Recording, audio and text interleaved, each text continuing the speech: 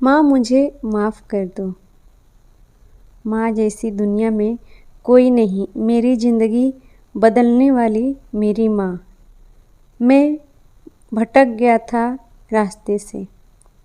मेरी माँ एक छोटी सी दुकान चलाती है, उससे जो भी कमाई होती है उससे हमारा गुजारा चलता है। मेरी माँ की एक आँखें नहीं होने की वजह से मैं उनसे नफ़रत करता हूँ, क्योंकि जब भी वो मेरे स्कूल आती हैं मेरे दोस्त मुझे तेरी माँ की एक ही आँख है कहकर चिढ़ाने लगते हैं।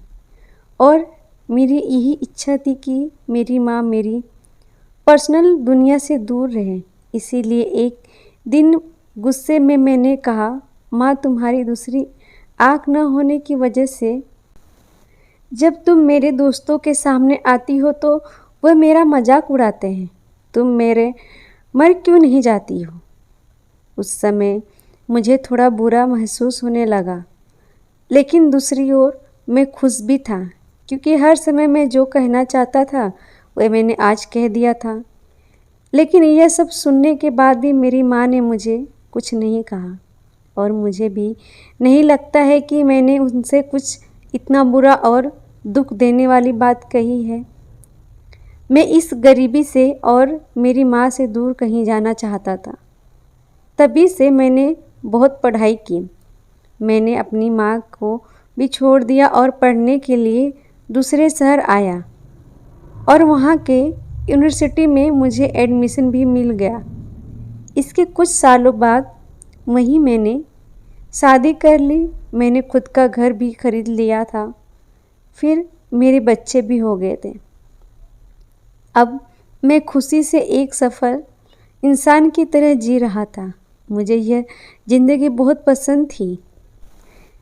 दिन दिन पे यह खुशियाँ बढ़ती ही जा रही थी। लेकिन एक दिन अचानक मेरी माँ को मैंने अपने दरवाजे पर देखा। तभी सभी मुझसे पूछने लगे कि यह कौन है, तो मुझे कहना पड़ा कि यह मेरी माँ है। तब मुझे ऐसा लगा जैसे मेरी सारी खुशियाँ आकाश से नीचे गिर गई हो। मेरी माँ की एक आँखें की डर से मेरी छोटी बेटी भी भाग गई थी। तभी मैंने भी मेरी माँ से पूछा, तुम कौन हो? मैं तुम्हें नहीं जानता। मैंने इन्हें डांटते हुए कहा, तुम्हारी हिम्मत कैसे हुई मेरे घर आने की और मेरी बेटी को डराने की? चली जाओ यहाँ से। इतना सुनने के बाद मेरी माँ ने शांति से मुझसे जवाब दिया, और वो मुझे माफ़ करो, शायद मैं गलत एड्रेस पर आ गई, और वहाँ से चली गई। मैंने भगवान का शुक्रिया किया कि उन्होंने मुझे पहचानने से इनकार कर दिया। अब मैं शांत महसूस कर रहा था, और मैंने अपने आप से कहा कि अब मैं अपनी पुरानी ज़िंदगी के बारे में कभी भी सोचना भी नहीं चाहता हूँ।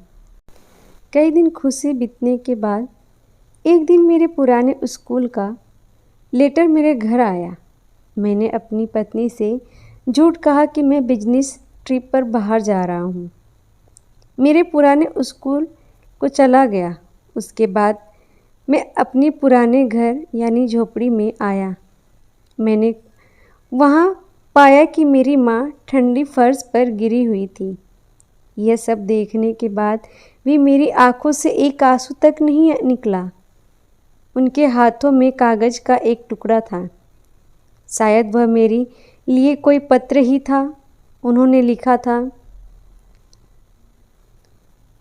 उसमें लिखा था, मेरे बेटे, मुझे लगता है कि अब मेरे जाने का समय आ चुका है, और अब मैं तेरे घर भी नहीं आ सकती, लेकिन मैं एक बार तुम्हें देखना चाहती हूँ, तुमसे मिलना चाहती हूँ। मुझे तुम्हारी बहुत याद आती है, और जब मैंने सुना कि तुम यहाँ अपने पुराने स्कूल में किसी काम से आ रहे हो तो मुझे काफ़ी खुशी हुई।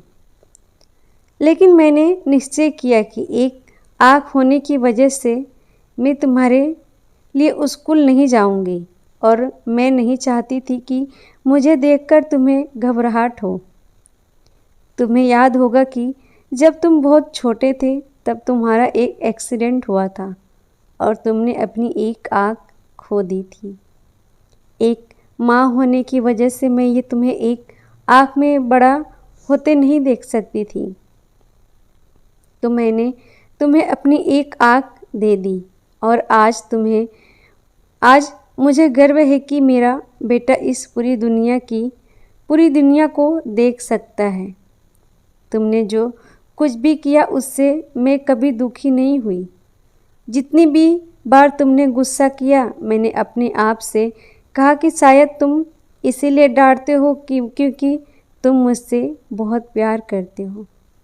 मुझे आज भी वह समय याद है कि जब तुम छोटे थे, तब हमेशा मेरे आसपास ही रहते थे। मैं तुम्हें बहुत याद करती हूँ। आई लव यू बेटा। मेरे लिए तुम ही मेरी दुनिया हो। ये सब पढ़कर मुझे लगा कि मैंने उस इंसान से नफ़रत की जो पूरी ज़िंदगी मेरे लिए जी। मुझे अपनी माँ के लिए रोना आ रहा था। अब मुझे अपनी सबसे बड़ी गलती का एहसास हो चुका था। किसी इंसान के अपंग के लिए कभी उससे नफ़रत ना करें, कभी अपने माता पिता के बेइज्जती ना करें, उन्हें बलिदानों का कभी भी ना भूलें। उन्होंने ही हमें ये ज़िंदगी दी है। उन्होंने एक राजा की तरह ही हमें बड़ा करने की कोशिश की। वे हमेशा हमें देते रहे और बेहतर से बेहतर देने की कोशिश करते रहे हैं।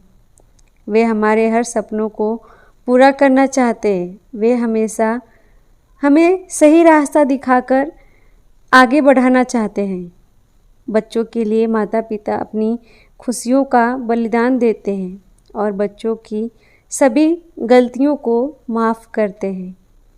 हमें हमेशा उनका सम्मान करना चाहिए और उन्हें प्यार देना चाहिए।